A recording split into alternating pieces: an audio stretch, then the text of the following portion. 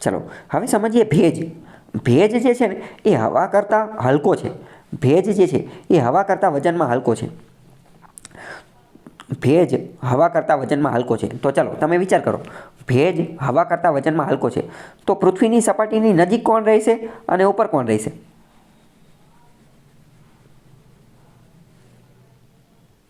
હવા નીચે રહેશે અને ભેજ ઉપર જતો રહેશે. કેમ? કારણ કે જે હલકું હશે એ જ તો ઉપર જશે ને, જે હલકું હશે એ જ ઉપર જશે, બરાબર? તો ભેજ ઉપર જતો રહેશે, હવા નીચે રહેશે. આથી જો હવામાં ભેજનું પ્રમાણ વધશે તો હવાનું દબાણ ઘટશે, આવું કહી શકાય?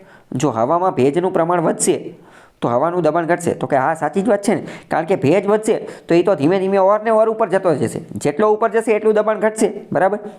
તો ભેજનું પ્રમાણ વધશે.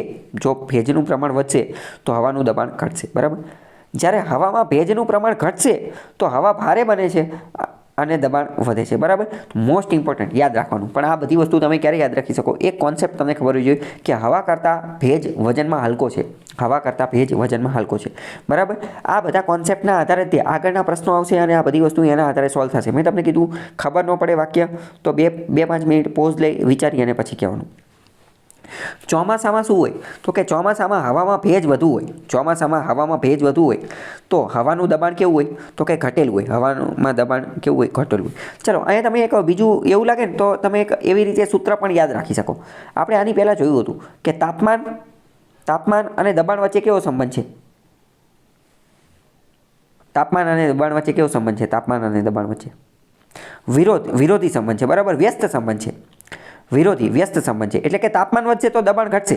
તો સેમ આપણે એવું કહી શકીએ ને કે દબાણ અને ભેજ વચ્ચે પણ વ્યસ્ત સંબંધ છે. દબાણ અને ભેજની વચ્ચે પણ વ્યસ્ત સંબંધ છે, એવું પણ કહી શકાય ને? દબાણ અને ભેજ વચ્ચે પણ વ્યસ્ત સંબંધ છે.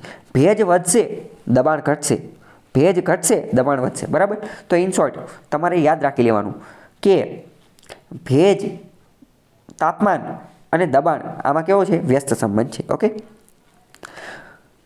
ચોમાસાની હવામાં ભેજ વધુ હોય છે અને મહાસાગરમાં ભેજ, એના આધારે આપેલું છે, બરાબર? તો ખ્યાલ આવી જશે તમને. ઓકે.